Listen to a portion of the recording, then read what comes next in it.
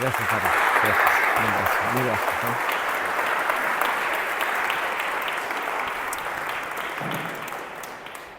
Gracias y qué bendición para mí. Yo vengo desde Roma, ya desde hace 15 años que vivo en Roma, y entre muchos mexicanos y latinos, así que allí aprendí mi español. Entonces, si es una mezcla de no sé qué, yo soy de Atlanta, soy americano, mi mamá es profesora de francés, ayer dimos eso en francés, con la ayuda de la gente, porque también ayer estaba mezclando bastante. Y entonces eso es interactivo. Si busco una palabra me ayudarás, ¿verdad? Ok, bien. No, pues podemos empezar con una oración en presencia de Jesús. En el nombre del Padre, y del Hijo, y del Espíritu Santo. Amén. Señor Jesús, tú nos has dicho que allí donde está 2 o 3 reunidos en tu nombre, ahí estás entre nosotros. Entonces, conscientes de tu presencia, Señor, y tu victoria en la resurrección, quisiéramos pedir tu ayuda en la contemplación esta noche. Abrimos nuestros corazones a la luz del Espíritu Santo, al amor divino que nos llega por la oración. Y por eso rezamos juntos: Padre nuestro que estás en el cielo, santificado sea tu nombre. Venga a nosotros tu reino. Hágase tu voluntad en la tierra como en el cielo. Danos hoy nuestro pan de cada día. Perdona nuestras ofensas, como los que nos ofenden. No nos dejes caer en la tentación y líbranos del mal. Y dado, Señor, que tú nos has dado tu madre al pie de la cruz, podemos rezar: Dios te salve María, llena de gracia, el Señor es contigo. Bendita tú eres entre todas las mujeres, y bendito es el fruto de tu vientre, Jesús. Santa María, Madre de Dios, ruega por nosotros pecadores. Y conscientes que no has quedado en el sepulcro, pero te sientes al lado, a la derecha del Padre, podemos rezar: Gloria al Padre, y al Hijo, y al Espíritu Santo, como era en principio, ahora y siempre, por los siglos de los siglos. Amén. En el nombre del Padre, del Hijo, del Espíritu Santo. Amén. Muy bien. Quisiera empezar con el Evangelio que hemos proclamado el día de Pascua, en la mañana, pero esta vez fijarnos en las sábanas, en los lienzos, que fácilmente podemos dejar al lado, porque no es el centro, es Jesús el centro. Pero es impresionante cuánto espacio el evangelista dedica a hablar de los lienzos. Entonces, fijándonos en esta parte, leo. Eso es de Juan, y capítulo 20, y al inicio. Juan 20, el primer día, domingo, el primer día de la semana, va María Magdalena de madrugada al sepulcro, cuando todavía estaba oscuro, como en el interior de su corazón, dado que Jesús está muerto, y ve la piedra quitada del sepulcro. Echa a correr y llega a Simón Pedro y al otro discípulo a quien Jesús quería, y les dice: Se han llevado del sepulcro al Señor, y no sabemos dónde le han puesto. Salieron Pedro y el otro discípulo, y se encaminaron al sepulcro. Corrían los dos juntos, pero el otro discípulo corrió por delante más rápido que Pedro, y llegó primero al sepulcro. Y aquí empieza. Se inclinó y vio los lienzos en el suelo, pero no entró. De hecho, hay un problema con la traducción, y ahora explico. Porque la primera cosa que me gusta mucho es este detalle, no necesario, pero nos ayuda a ver que lo que está escrito coincide con el hecho arqueológico. ¿Algunos han ido a Israel, a Tierra Santa, aquí? ¿Alguien? Varios. A lo mejor han visitado en Jerusalén o en Nazaret, en Galilea. Hay sepulcros del primer siglo que tienen escalera y luego da entrada al sepulcro. Entonces, si Juan llega y está de pie, en alto, no tiene la perspectiva para ver al interior, tiene que inclinarse. Entonces, tiene sentido, pero no entra, espera. ¿Qué es lo que vio desde lejos? Atención, en español, y acaba de aprender que en francés, aquí en Canadá, han cambiado la traducción recientemente para reflejar mejor el griego original. Esta traducción que estoy leyendo no tiene esta corrección. ¿Qué dice? Vio los lienzos en el suelo. Las palabras en el suelo no aparecen en la Biblia real. Eso es una interpretación, y en mi opinión, una interpretación equivocada. ¿Qué es lo que realmente dice? Dice, los lienzos yaciendo, y yo sé que no hablamos así, yaciendo, ¿qué quiere decir? En el suelo. Pero hay opciones. Quizás los lienzos son sobre la escalera, o sobre la mesa, o quizás en el suelo. El evangelista no lo dice. ¿Sabe qué es otra posibilidad? Que está yaciendo llano porque está vacío, como un globo que ha perdido su aire. Antes era lleno, antes tenía una forma, pero ahora no. ¿Por qué? Porque lo que era al interior, el cuerpo de Cristo, ya no es. Resultado, cae. Entonces está llano, está yaciendo. ¿Ve la dificultad en la traducción? Entonces, eso es versículo 5. Cuando Juan llega y desde lejos, sin entrar, ve algo. Ve los lienzos yaciendo. Bien. 6. Llega también Simón Pedro.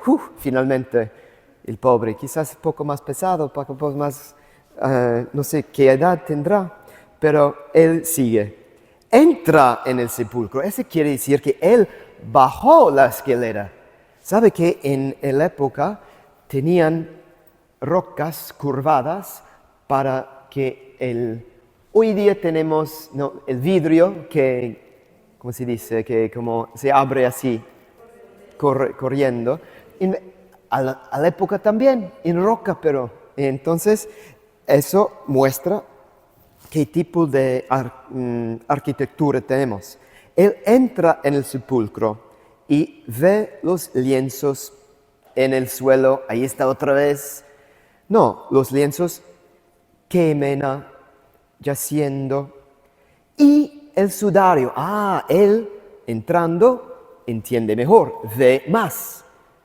Además de los lienzos, hay otro lienzo. ¿Cómo se llama? Sudario. Sudario solo explica que cubrió su cabeza. ¿Sabe que tenemos eso? Está en España, en una ciudad que se llama Oviedo. Y esa es así de grande.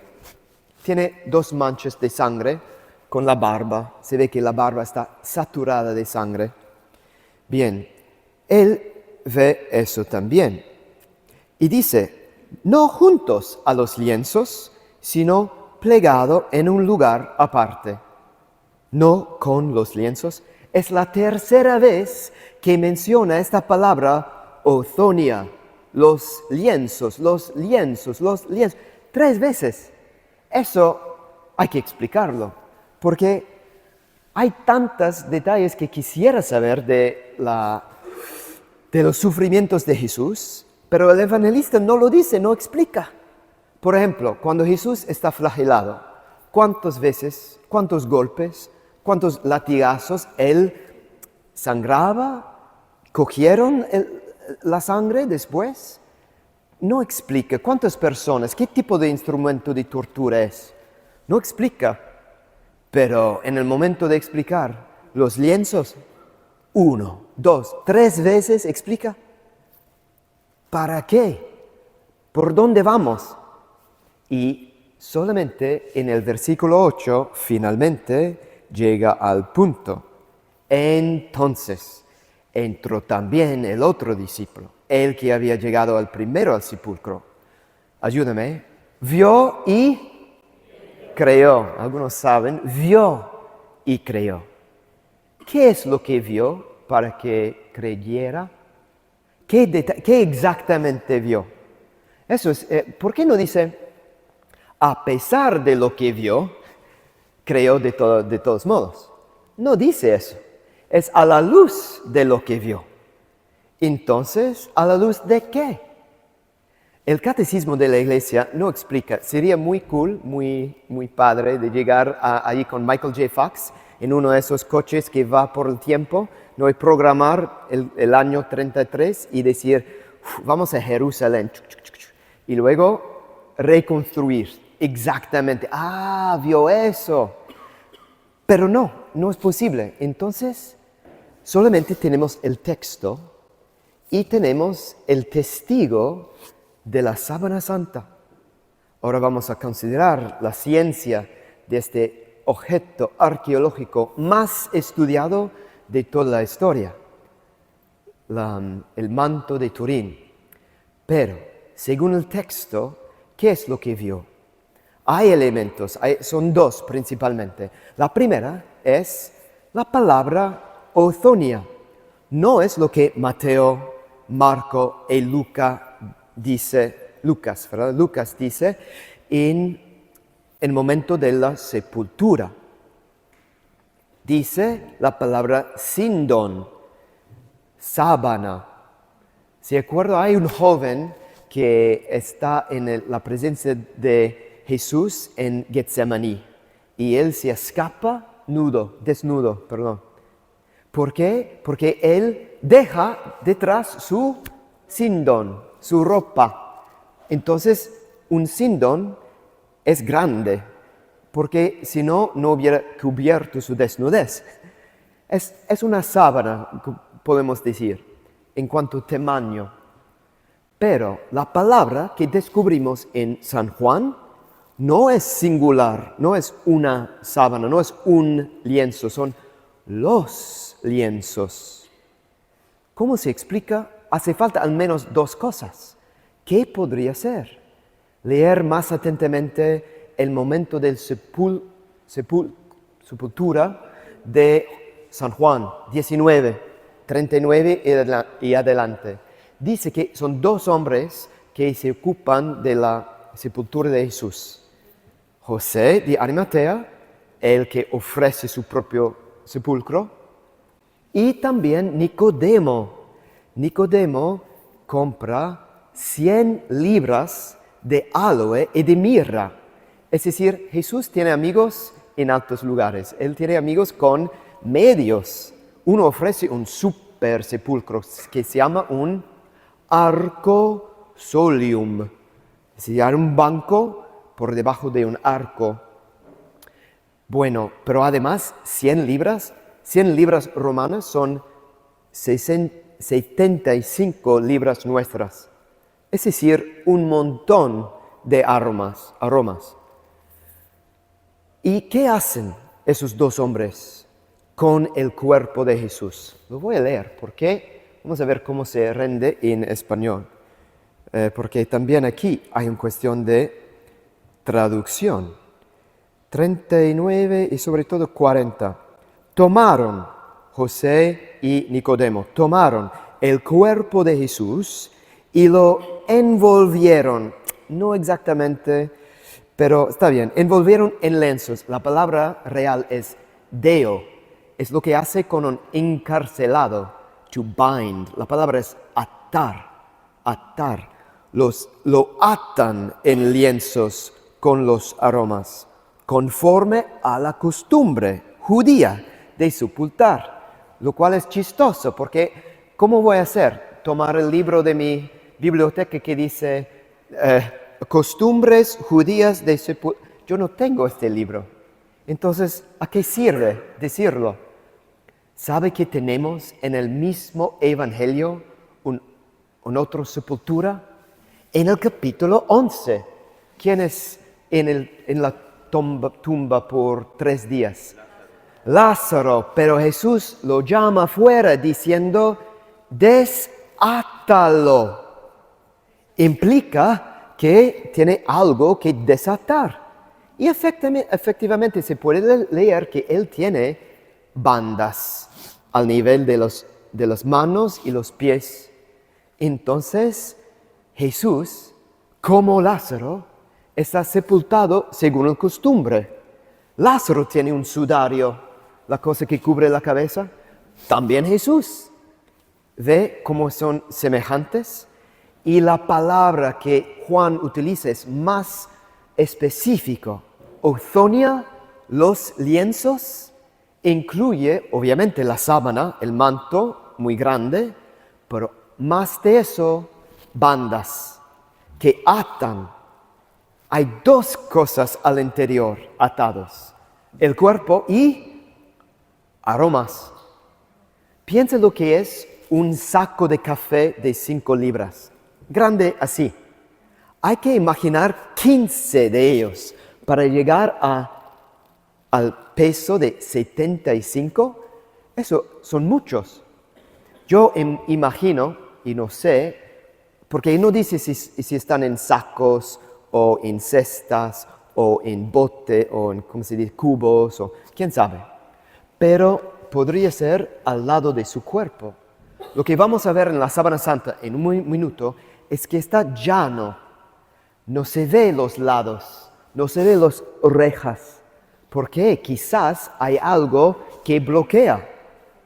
Quizás las cajas o sacos de aromas obstaculizan la visualización del lado y deja llano el manto. Es una posibilidad, pero lo principal es que hay una visión. Vio y creyó. ¿Qué es lo que vio? Posiblemente es perdón la comparación, pero una especie de taco. ¿Se entiende? Es tan largo, es tan grande que va encima y luego detrás la cabeza y por debajo el cuerpo, que luego está atado en la otra dirección, encima de la sábana. Imagínense que él llega domingo y ve lo que vio viernes en la misma posición y orientación, sino hay una diferencia, que el cuerpo no está. Supongo que las aromas no resucitaron. Es mi invención, no sé, pero es lo que yo imagino. Es decir, queda abajo y deja un vacío. Eso es solamente una teoría, pero la principal es eso, es la condición del sepulcro. Eso es lo que dice el catecismo en número 640. La condición del sepulcro invitó la fe, provocó la fe. Entonces, Juan cree. Eso vio y creyó, es la primera vez en todo el Evangelio en que la fe distintivamente cristiana se pronuncia, al menos si tomamos en serio lo que dice San Pablo, porque él dice, si Jesús no está resucitado, mi predicación está en vano y tu fe está en vano. Vea cuánto toda nuestra fe está encima de este fundamento. Obviamente, él cree en la verdad de la resurrección, pero la primera vez que alguien empezó a creer eso es aquí en el Evangelio que acabamos de proclamar. Y está colegado con el descubrimiento no de un sepulcro vacío, son los contenidos del sepulcro que están mencionados. Lo que estoy diciendo es que tenemos razones para creer. Nuestra fe no está ciega, no es un fideísmo. Jesús mismo dijo, créeme, o si no, créeme por las obras que hago. Da razones para creer. Y su obra principal es la resurrección. Muy bien, con esta introducción podemos entender por qué esta sábana, que está históricamente venerada como la sábana que cubrió el cuerpo de Cristo el día de Viernes Santo, Sábado Santo. Si eso es la sangre que Jesús derramó por mi salvación, si eso es su rostro encima de este manto, obviamente me interesa. Pero ahora vamos a cambiar capítulo, porque no solamente los cristianos que tienen interés en este objeto, pero también científicos seglares, sin fe. ¿Cuándo inició la ciencia sobre la Sábana Santa?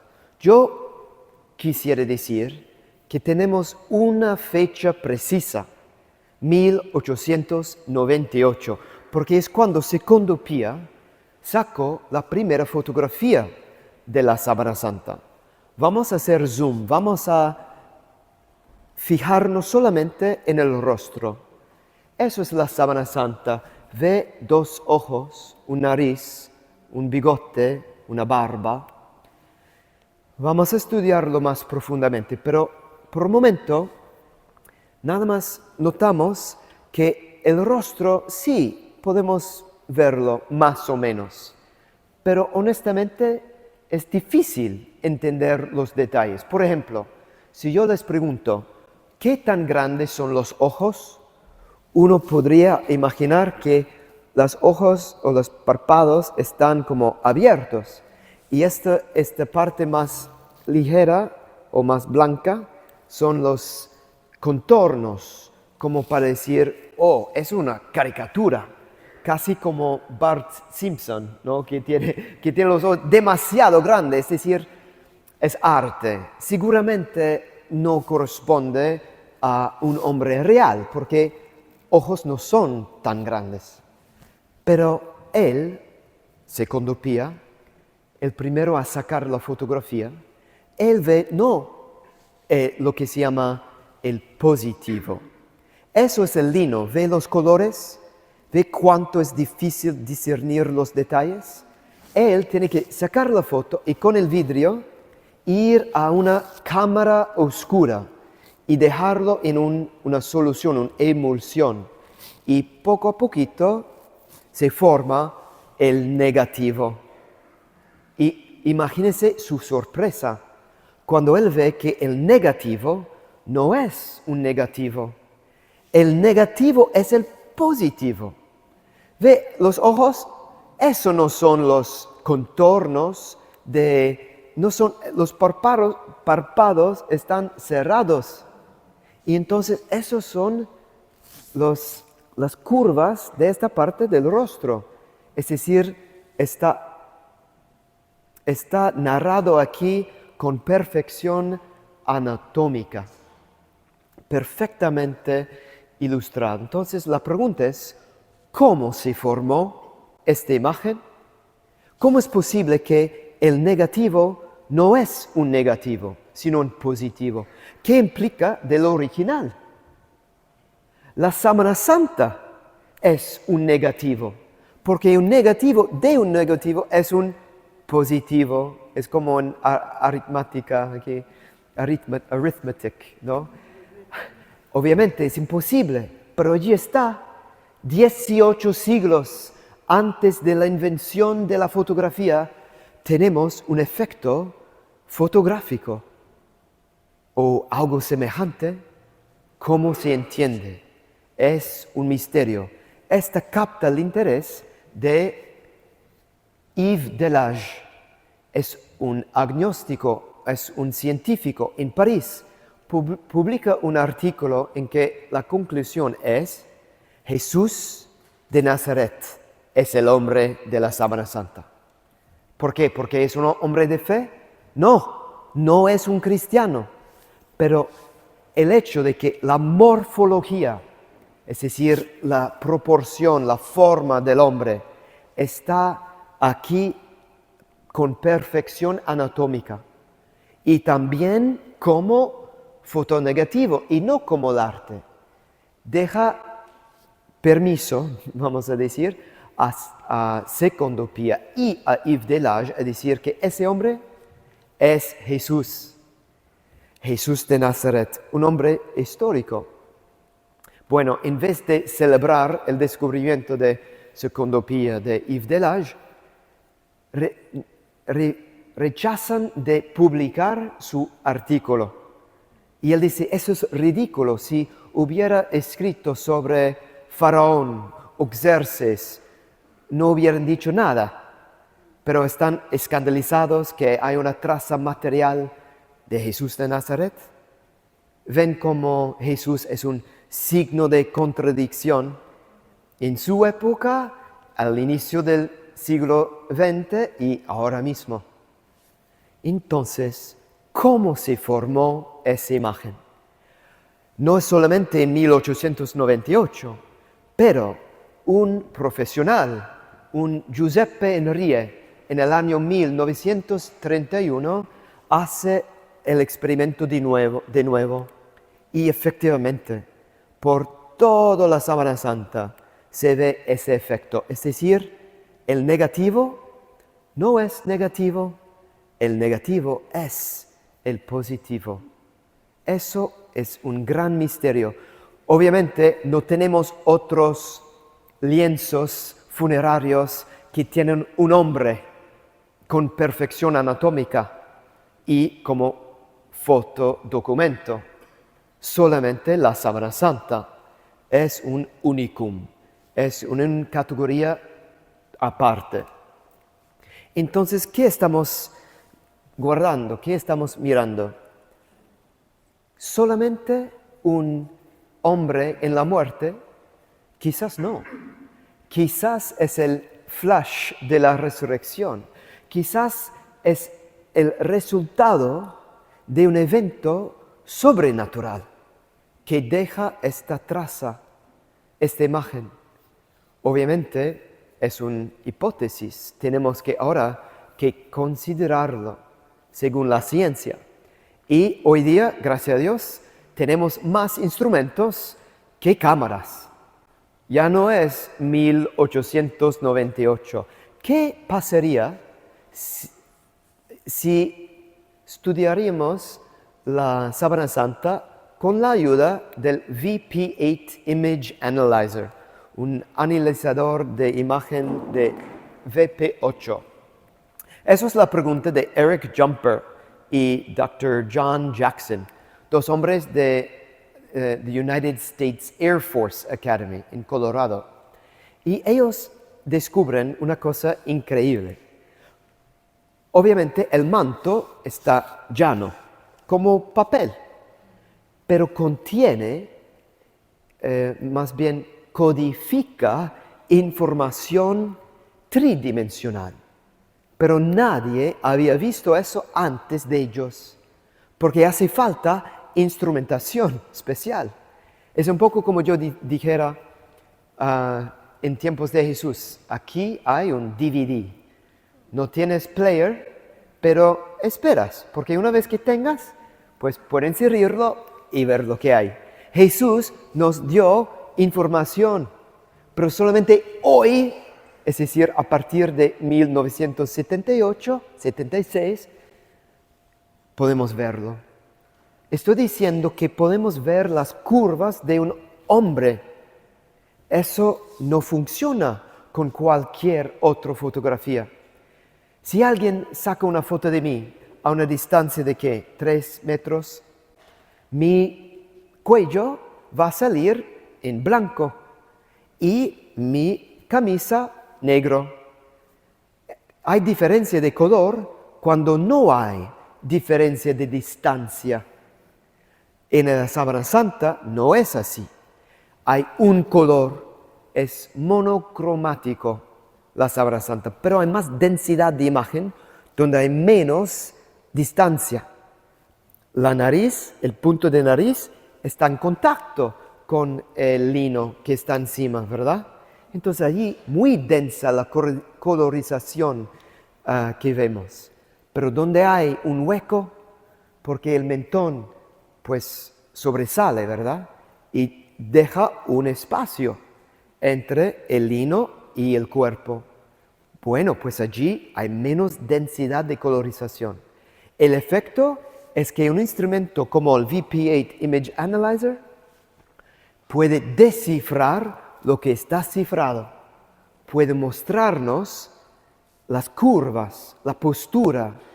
Por ejemplo, el mentón está muy de cerca al pecho. Quiere decir que en la cruz está colgado y mantiene esta postura. Vemos los bajos de los pies.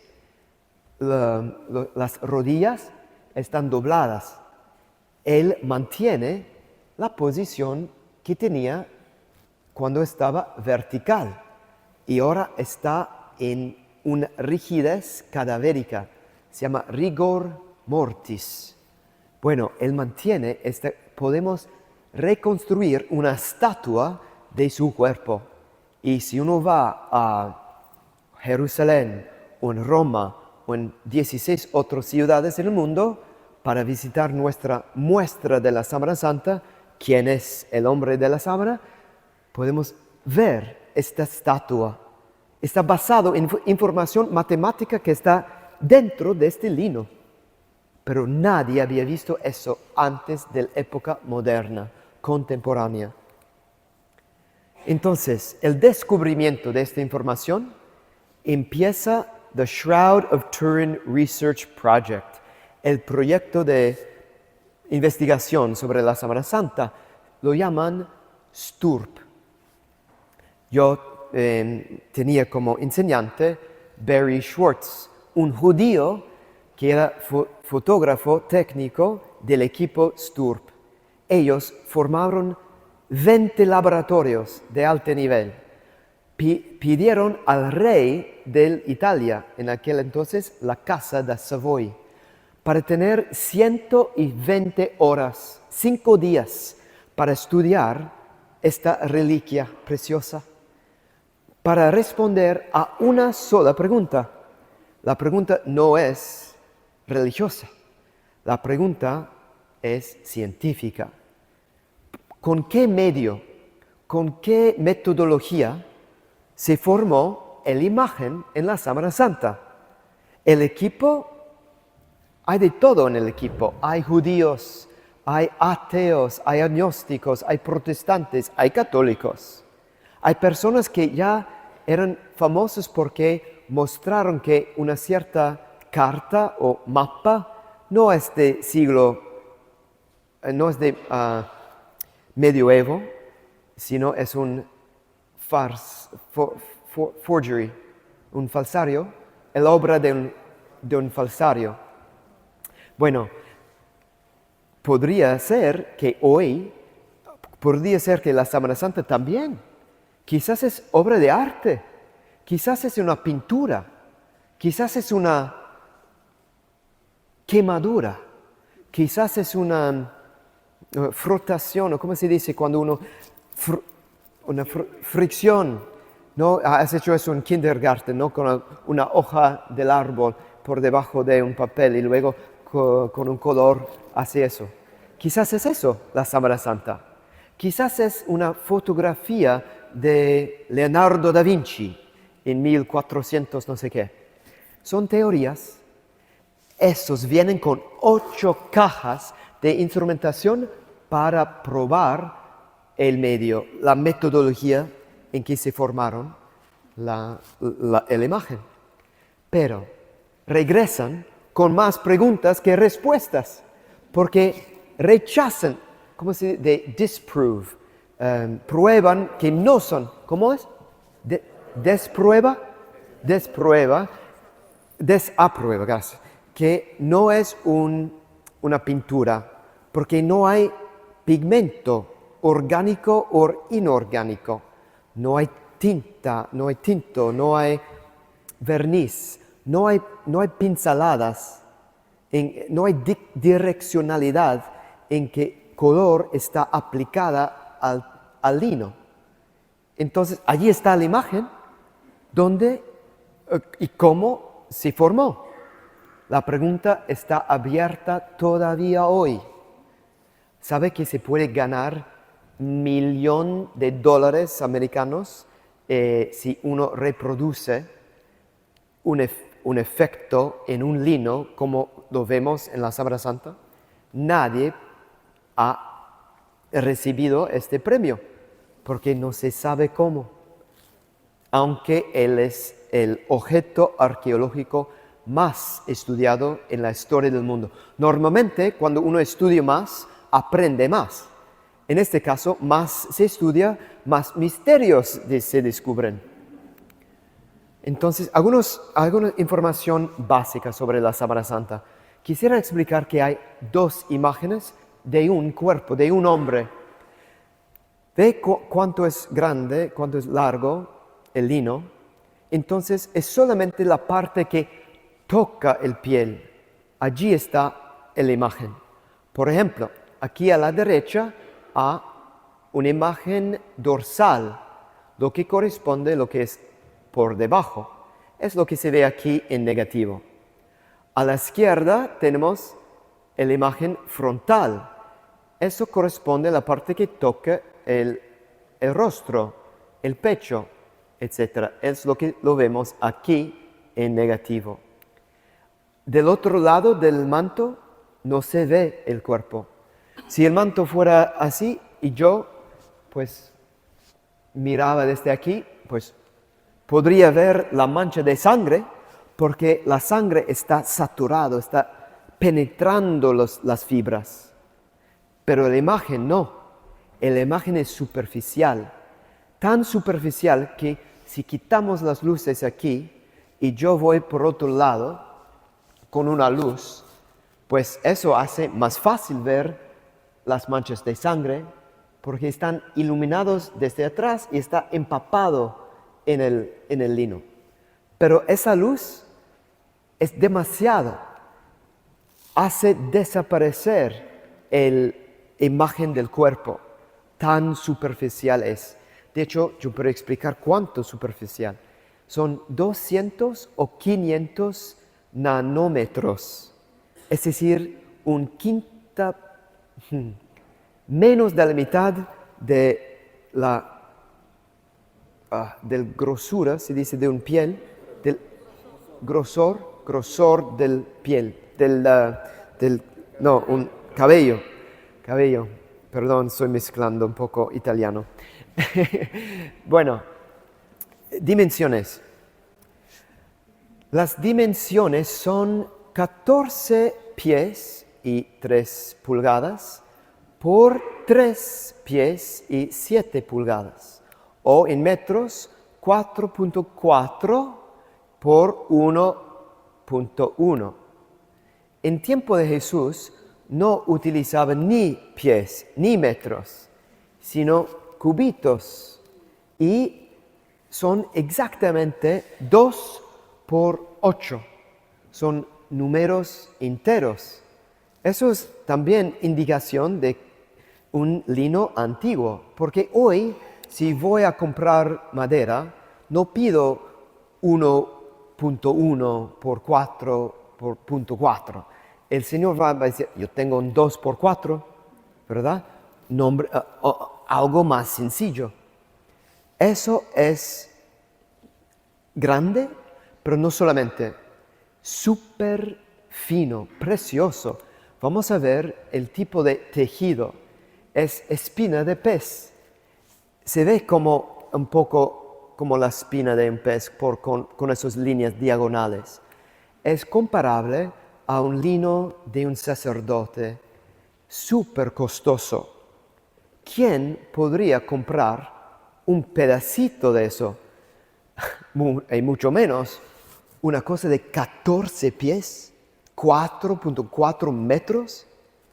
Pues es el Evangelio que explica. José de Arimatea es un hombre rico. Hay que pensar en eso, porque normalmente un hombre crucificado no tiene una sepultura así, porque es un criminal, es lo más descartado, es el menos amado. Entonces, normalmente un criminal así no se trata como un rey, pero Jesús sí. Otra indicación de que es Jesús. Bueno, vamos a ver este tejido un poco más de cerca y vemos que está saturado de sangre en algunas partes. Y esa sangre podemos estudiarlo y entender que es de un hombre, es decir, la raza humana. Pero un hombre y no de una mujer, un varón. Y luego que también es de categoría AB. Al menos son 3 en la medicina legal que dicen eso. Eso también es un misterioso que está rojo. Normalmente sangre llega a ser negro por el tiempo. Uno decía, ciertamente es pintura, ciertamente es un falso, pero no. Los 3 inmunólogos que han estudiado eso, Heller, Adler, Baima Bologna en Italia, dicen que hay un exceso de bilirrubina, gracias, que es un efecto de cuando uno está brutalizado, flagelado, hay este efecto que llega a la sangre bilirrubina y deja la sangre rojo para siempre. Cuando mi amigo, el judío Barry Schwartz, entendió eso, dice, ya no tengo más recursos, tengo que creer que es Jesús. Es demasiado perfecta este lino con esas trazas. Pero vamos a cambiar capítulo otra vez, porque yo creo que quizás eso es lo más interesante y más provechoso por un cristiano, de contemplar los sufrimientos físicos. ¿Sabe que se dice que la Sábana Santa es el 5º evangelio? Por lo que Mateo, Marco, Lucas y Juan no dicen sobre las sufrencias de Jesús. Ahora la ciencia nos muestra, nos revela. Entonces sí es intenso y radical. Provoca una respuesta y eso nos hace bien porque hemos visto demasiado frecuente el crucifijo, que ya no nos golpea, ya nos llama la atención. Pero yo también lo tengo colgado a mi cuello ahora mismo. Y mientras yo lavo mi boca, ahí está. No me sorprende, no me choquea, pero nos debería despertar, porque las sufrencias son tremendas y son muestra de amor. Entonces, ¿dónde empieza? Empieza con la agonía, en el jardín. Y allí dice Lucas, ¿se acuerda su carrera antes de ser evangelista? Es un médico. Y el médico es el único que narra eso, que estando en agonía rezó más intensamente. Así que su sudor llegó a ser como grandes gotas de sangre cayendo sobre la tierra. Y podemos leer artículos de fuentes de alto nivel que hablan de hematodrosis. Es cuando los capilarios por debajo del nivel subcutáneo de piel se distienden, rompan y luego escapan por los poros de sudor. Y hay ahora gotitas rojas apareciendo sobre todo el cuerpo. Y el efecto de eso es que deja el piel sensible al toque, respirar nada más sobre la superficie del piel causa dolor. Entonces, ¿cuál es la primera violencia que Jesús experimentó después de ese momento? No fue un latigazo o la lanza o la corona de espinas, un golpe de de un hombre, fue más bien el beso de Judas. Ese beso que normalmente debería ser una muestra de lealtad, de amor, él convierte ese signo en un signo de traición. Hay que arrestar al hombre que yo doy el beso. Y entonces, moralmente, pero físicamente también, dolió el beso. Me hace pensar en el Salmo 55 que dice eso. Si fuera mi enemigo que me hiciera eso, podría aguantarlo. Pero eres tú, mi íntimo compañero, mi amigo de cerca. Cuenta más, duele más, porque es uno de los escogidos.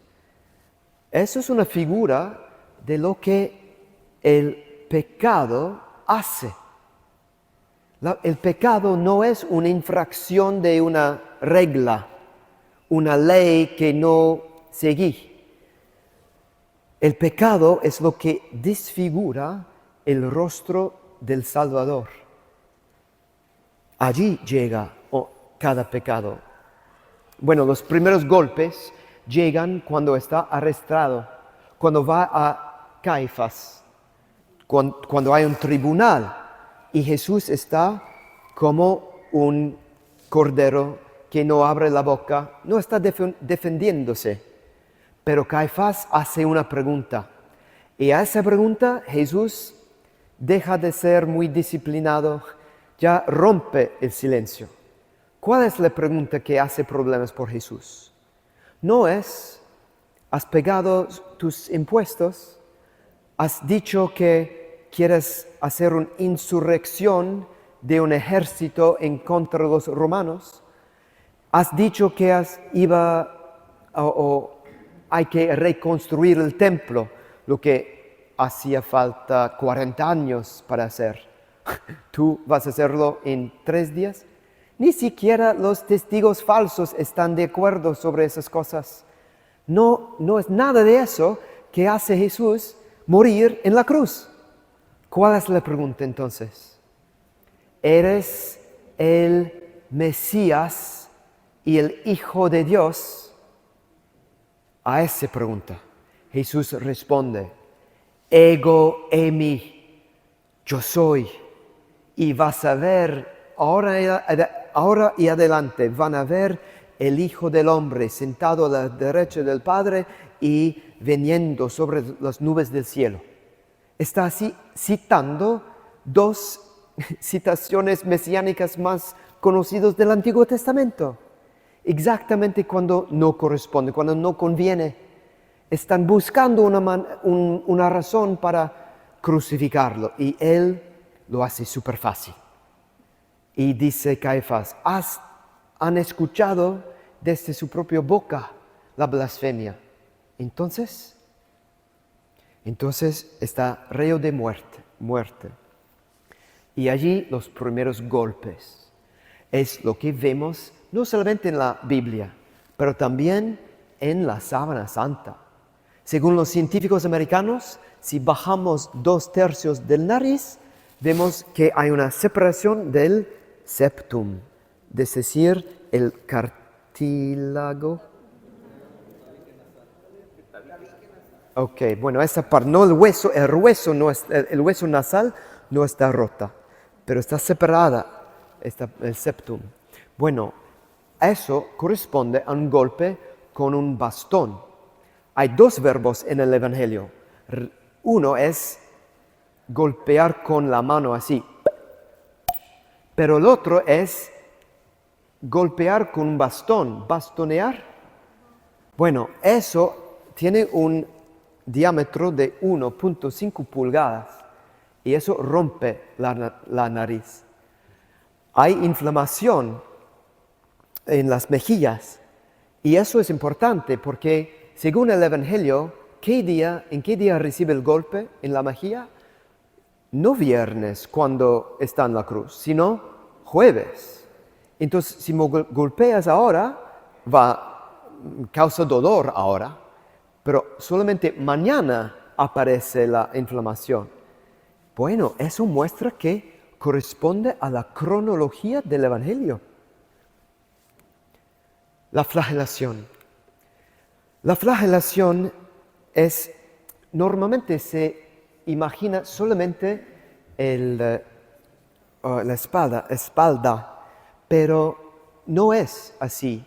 Y no son como en la versión de Mel Gibson con un scorpione, es que tenía pedacitos metálicos que agarran y luego arrastran. Esto no puedo ver, esta escena es demasiado. Eso hubiera matado al hombre en poco tiempo. Lo que vemos en la Sábana Santa son marcas así, que tiene esta forma de como dos balas colgadas. Y son 374, es decir, más de 120 latigazos, si postulamos que son 3 cuerdas y parecen en tríades, en grupos de 3. Y eso corresponde a una quemadura de 3er grado en cuanto al daño que hace al cuerpo, aunque no ha lacerado el piel. Podría ser que no está sangrando, pero allí está la marca. Puede ser lo que lo llaman equimosis, es una especie de cardenal. Bueno, hay una direccionalidad.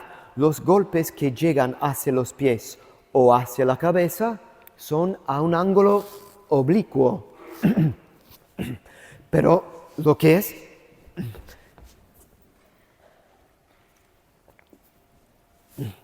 llega al medio del cuerpo, perdón,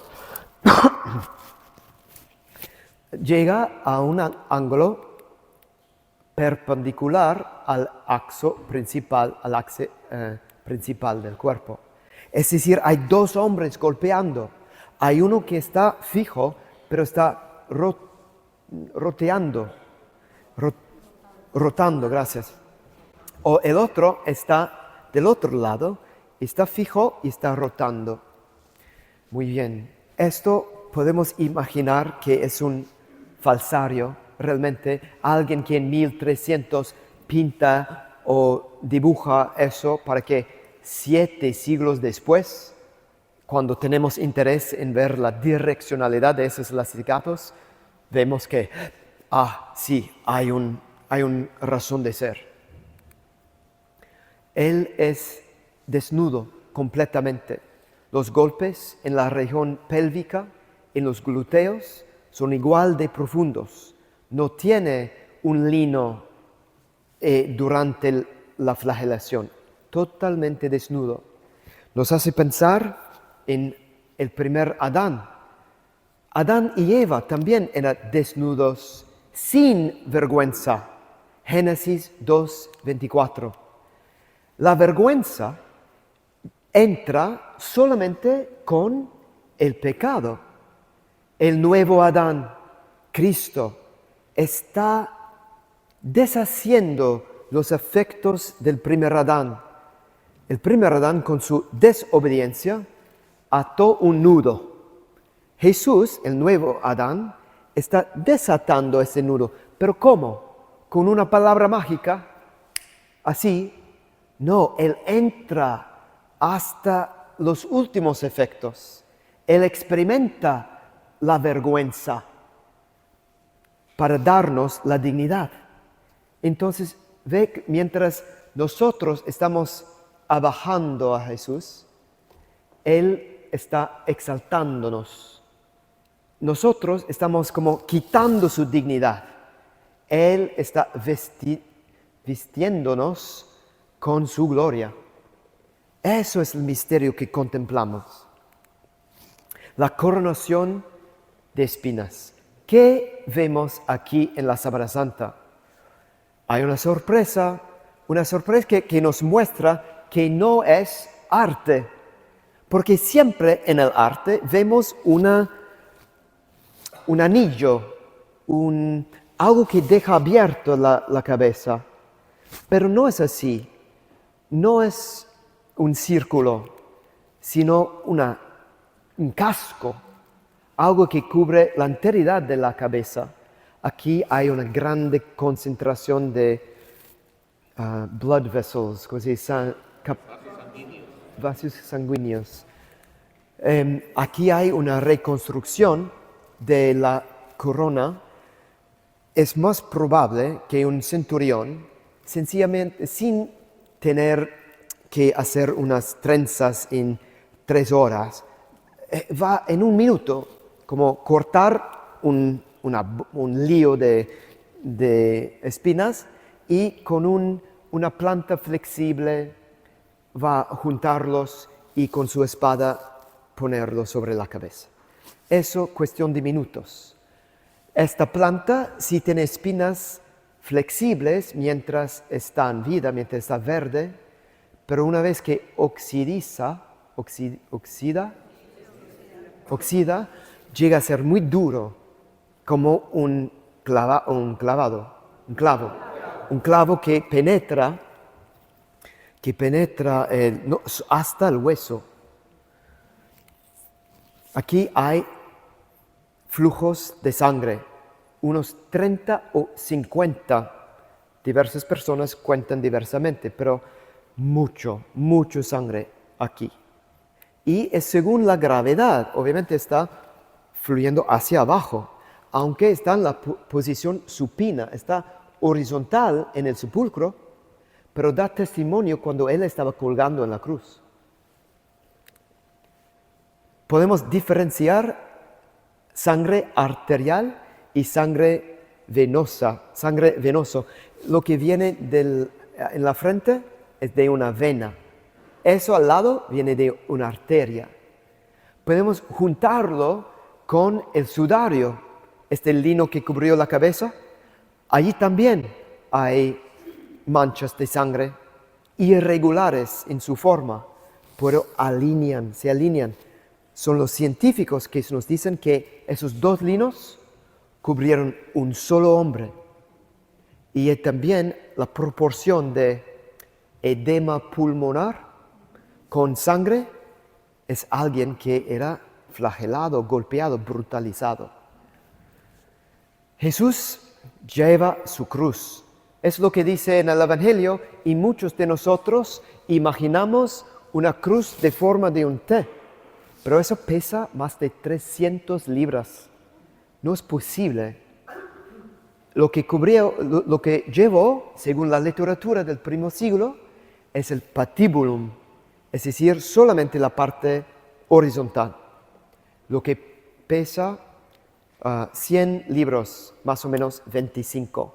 No con cuerdas, pero solamente en un hombro, gracias, en un hombro. ¿Ve? Es el hombro derecha y es el escapular. Escapular aquí, que esta fricción muestra que está golpeando y agarrando o arrastrando allí su piel. Y eso hace que las formas de flagelación son desformadas. Muestra que los golpes de los latigazos llegaron antes, exactamente como en el Evangelio. Los latigazos después la cruz. Bueno, obviamente lo que lleva en sus hombros pesa más de 100 libras, porque está cargando con todos los pecados de todo el mundo. No solamente todos los míos, pero desde Adán hasta el fin del tiempo. ¿Cuánto pesa eso? Eso es solamente sacramento, signo visible de una realidad invisible. Él lleva su patibulum, lleva esta madera así. Es probable, dado que hay un hombre a la izquierda y a la derecha cuando Jesús está crucificado en Calvario, que están colgados. Es una teoría, pero es probable, porque si no, sería muy fácil dejar el patibulum y ir corriendo. Entonces, quizás no tiene las manos para protegerse. Cuando cae hacia la rodilla. pero si está debilitado tanto, cae hacia la nariz y vemos polvo, es decir, tierra, pedacitos de tierra, no solamente en los pies, sino también en las rodillas y la nariz. Y podemos analizarlo y saber su composición química. Es carbonato de calcio, calcium carbonate with strontium. Son elementos muy particulares y podemos saber también su estructura cristalina, que es aragonita travertina, que es muy rara como estructura, pero es lo que corresponde al polvo de la tierra de las grotas en Jerusalén, dicen los geólogos. Entonces muestra que Jesús cayó 1, 2, 3 veces. ¿Dónde se dice eso en el Evangelio? No lo dice. Es nuestra tradición. En Jerusalén, aquí cayó 1, 2, 3 veces. Y la Sábana Santa, pues, está compatible con esta tradición. Quiere decir que 100 libras cae sobre la corona de espinas. La crucifixión. Jesús llega al Calvario, que tiene este nombre porque, ¿sabe qué quiere decir el lugar del cráneo? Porque quizás hay cráneos por tierra, porque es un lugar habitual para crucificar a la gente. Entonces utilizan una y otra vez esta madera. Lo que él lleva por las calles, pues otro hombre había sido crucificado con ello. Entonces ya tiene el hueco para recibir el clavo.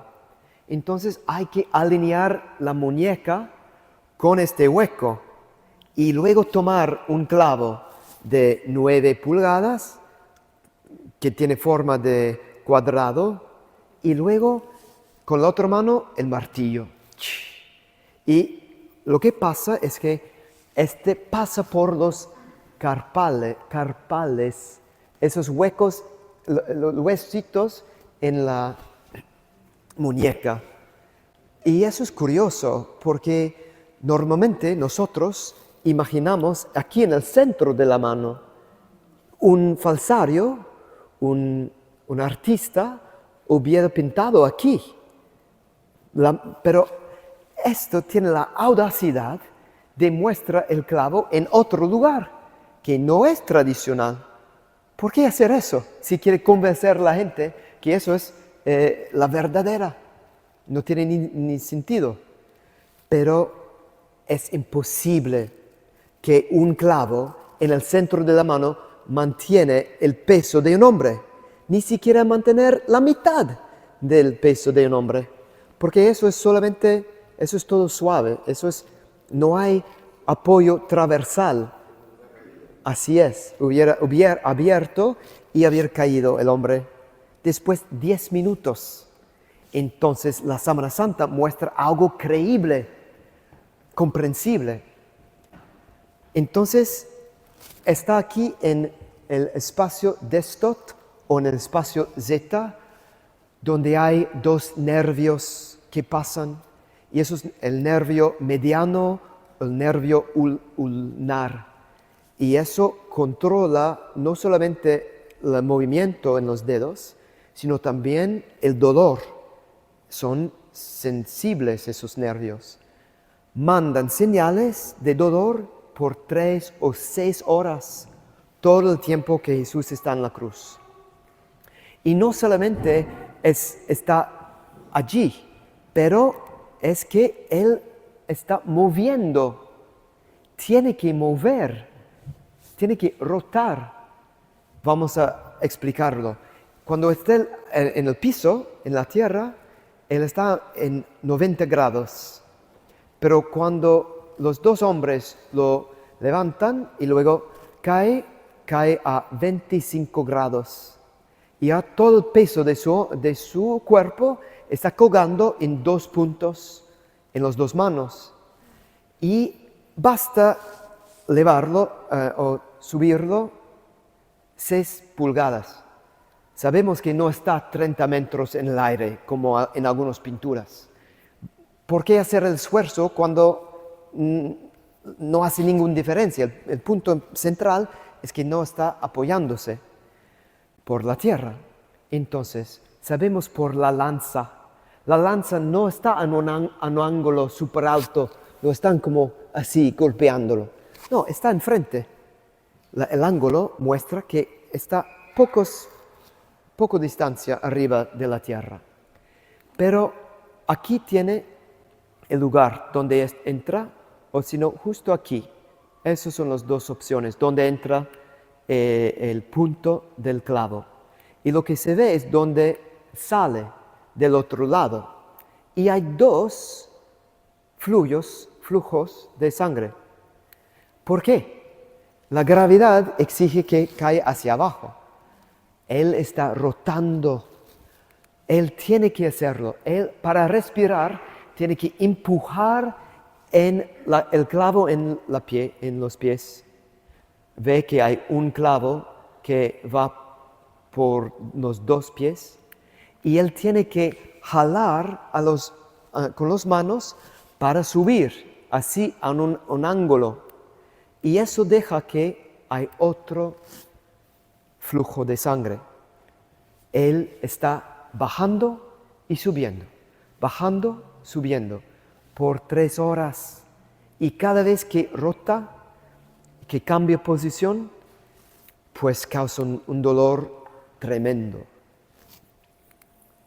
Pero no solamente está respirando, está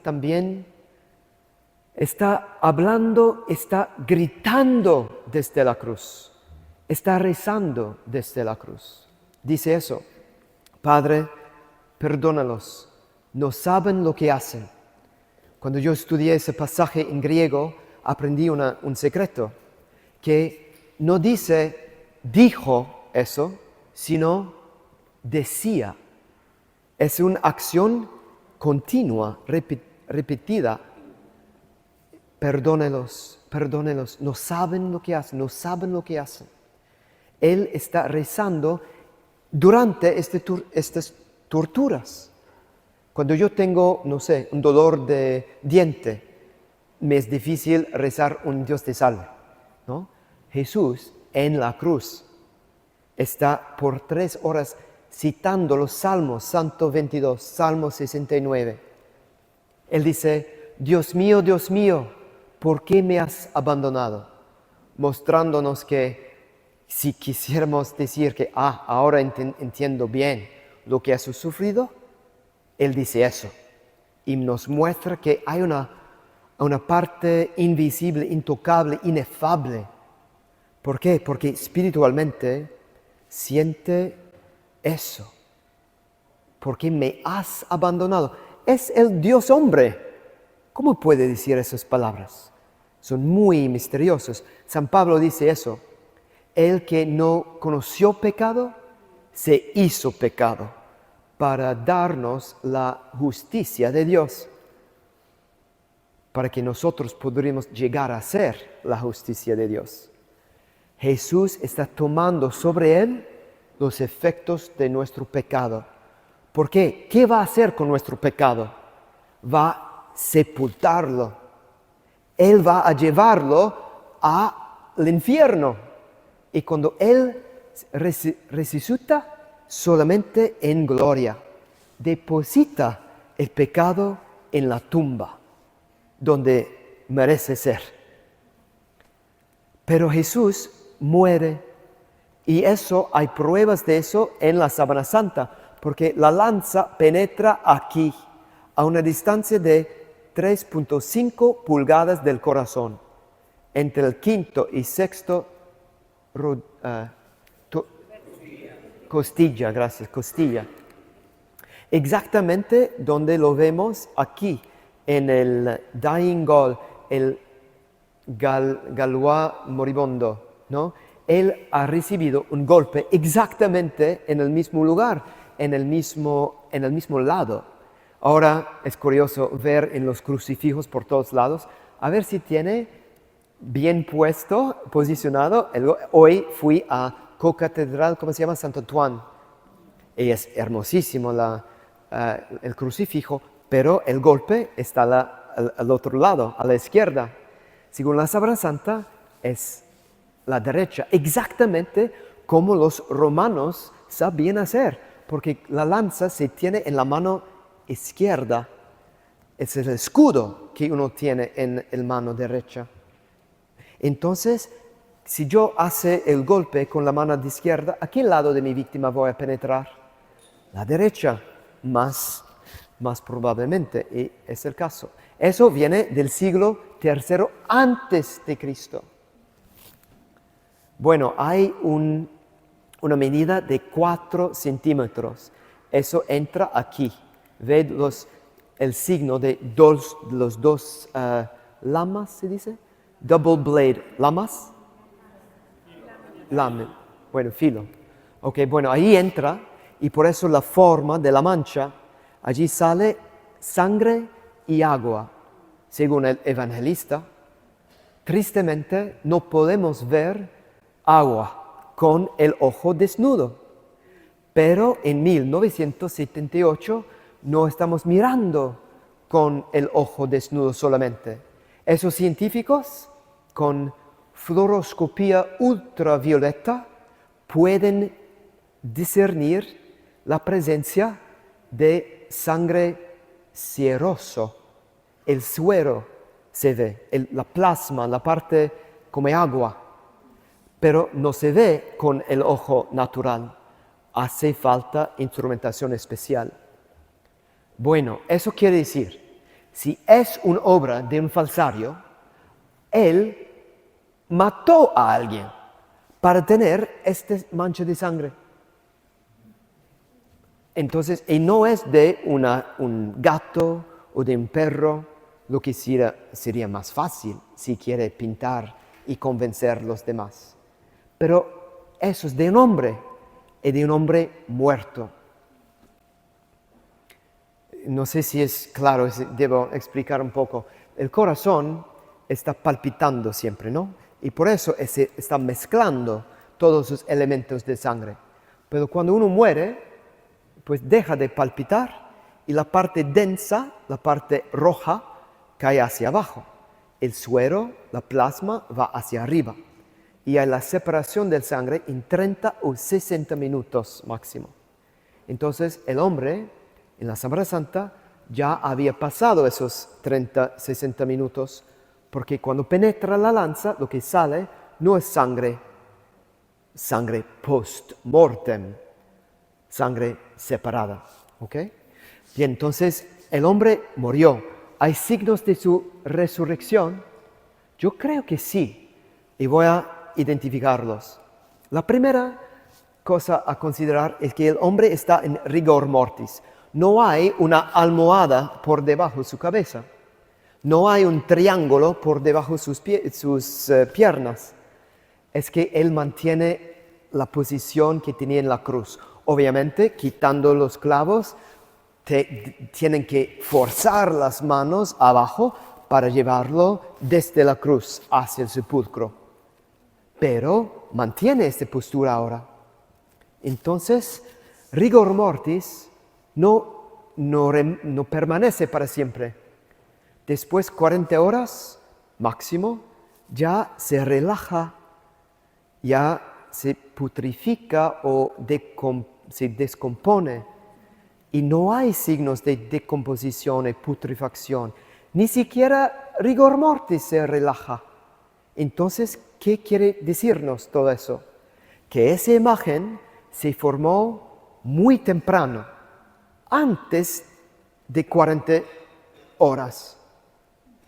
¿Hay una separación del hombre de la sombra? Sí, y muy temprano, porque si no, hay una otra imagen que esperaríamos allí, un hombre muy asqueroso, es decir, la muerte, pues después días, pues deja sus signos. Y por eso no tenemos otros linos, porque normalmente un cadáver descompone y también el lino que está colgado con ello. Pero otro elemento. La primera es que hay una separación muy temprano, antes de 40 horas. El otro elemento es ver este mancho de sangre. Dos cosas. Fibrina es una proteína, fibrina es lo que hace sólido la sangre. Pero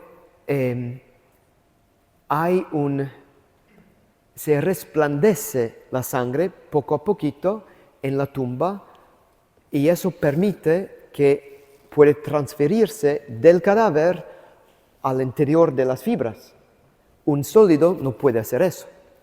Hay que tener una fibrinólisis, es decir, una disolución, una liquificación del sangre.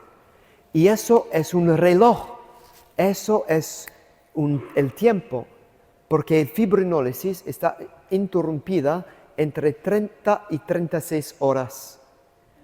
Y eso nos hace llegar a medianoche o las 6 de la mañana.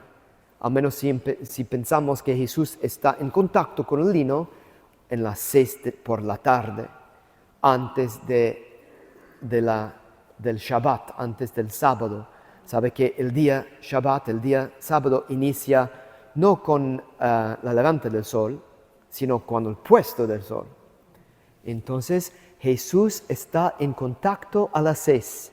Empieza el transferimiento del sangre, se interrumpe por la mañana. Pero cuando se interrumpe, no hay signos de violencia. No hay signos de que alguien arrastró el lino.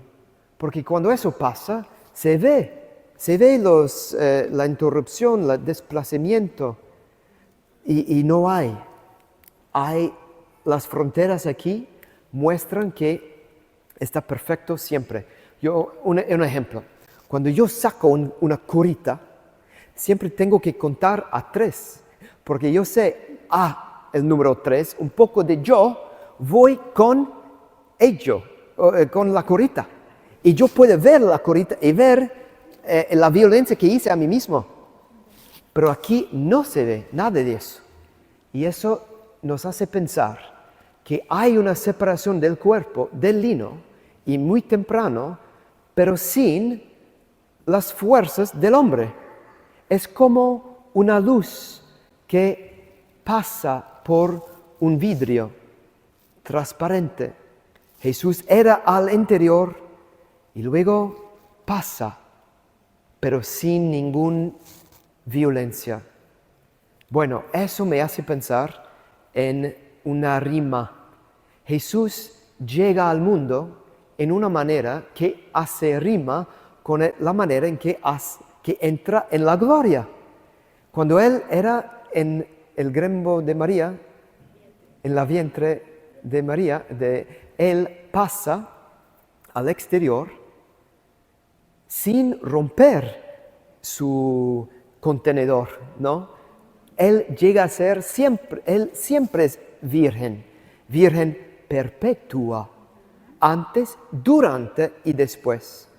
Si Él entra en la vida así, podría ser que entra en la nueva vida en una manera semejante, es decir, sin romper su contenedor. Si es el caso, lo que estamos viendo ahora quizás no es un efecto de un evento natural. Quizás estamos viendo el efecto natural de un evento sobrenatural. Quizás es el resultado de la resurrección que estamos viendo. Si ese es el caso, estamos reviviendo este evangelio. ¿Se acuerda que los 12 están reunidos en el cenáculo? Pero la primera vez, Tomás no está con ellos. Jesús se presenta y dice, Shalom, la paz. Y respira sobre ellos, da el Espíritu Santo. Pero Tomás no está. Y cuando sus amigos digo, hemos visto al Señor, él dice, si no veo, si no toco con mi dedo el lado de donde hay los clavos, donde hay la lanza, nunca voy a creer. Eso es el voto de un escéptico. Y él dice eso, y Jesús regresa 8 días después. Y dice, Tomás, vengas, y toca si quieres, pero no sigas incrédulo, sino cree.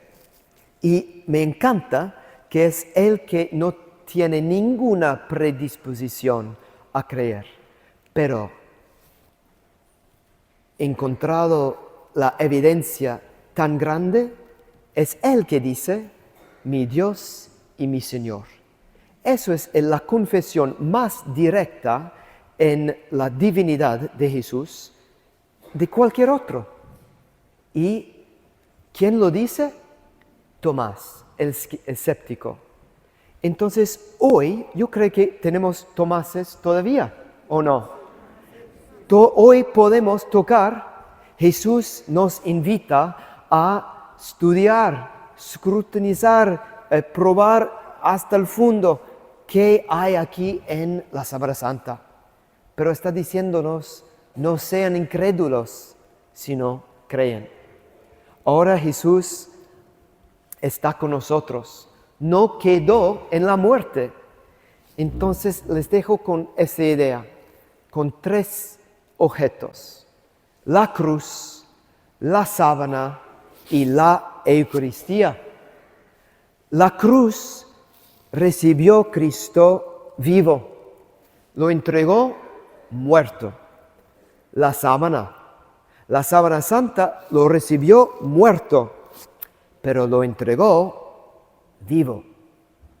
¿Dónde quedó este manto? Sobre un eslabón de piedra. Si uno visita esta piedra hoy, ¿qué es? Un altar cubierto de un lino. ¿Un lino cerrado? No. ¿Cerrado con un cadáver dentro? No.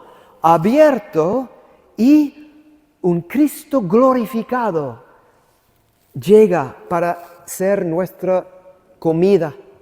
Pan de cielo. Jesús, el bebé, era envuelto. ¿Se acuerdan? ¿Cómo se dice eso? He was wrapped in swaddling clothes. Envuelto en pañales.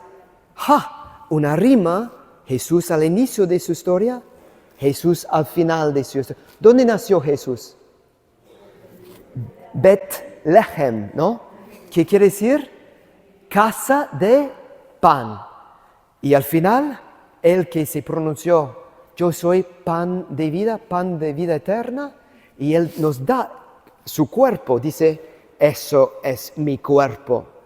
Y ahora, envuelto en muerte, es el lino que cubre una mesa. Los hijos van a recibir desde el altar la Eucaristía, el pan del cielo, el cuerpo, sangre, humanidad y divinidad de Cristo. Este Cristo murió, sí, fue sepultado, sí, pero no quedó en el sepulcro, está presente, y Él dice, estaré con ustedes hasta el final de los tiempos. Él cumple esta promesa en la Eucaristía.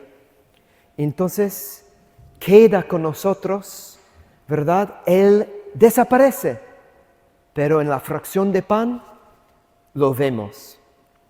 El Santo Padre, Benedicto XVI, nos dio este medallón a través de una santa, María Pierina, que recibió visiones de Jesús. En un lado, el hombre de la Sábana Santa, un cadáver, párpados cerrados. Dice aquí en latín que tu rostro ilumina sobre nosotros, Señor. Y aquí del otro lado, no un cadáver, es Jesús, su nombre, IHS, las primeras 3 letras del nombre Jesús en griego, y eso es la Eucaristía. queda con nosotros, Señor. Hay dos lados de una moneda, su muerte, su resurrección. Muriendo, has destruido la muerte. Resucitando, has restaurado la vida. Eso es el misterio pascual. Hay que mantener esos dos juntos en nuestra devoción eucarística. Con esta idea le dejo. Voy a hacer una pequeña oración y luego recibir sus preguntas, si hayan. En el nombre del Padre, y del Hijo, y del Espíritu Santo. Amén. Jesús, nuestro Salvador, nuestro amigo. Jesús, nuestro Rey, nuestro Señor. Te adoramos. Lo que vemos, Señor, en nuestra contemplación, quisiéramos reproducir en nuestras almas. Porque si tú eres el Cristo, nosotros, cristianos, Señor, si pudiéramos conocerte más profundamente y amarte más apasionadamente para seguirte más de cerca. Eso es nuestra oración. Señor, quiero ir donde tú has ido, a la gloria. Pero yo sé que la única puente es la cruz. Déjame, Señor, dame la valentía de llevar mi cruz, de soportar tantos sufrimientos para llegar donde estás tú. Gloria al Padre, al Hijo, el Espíritu Santo.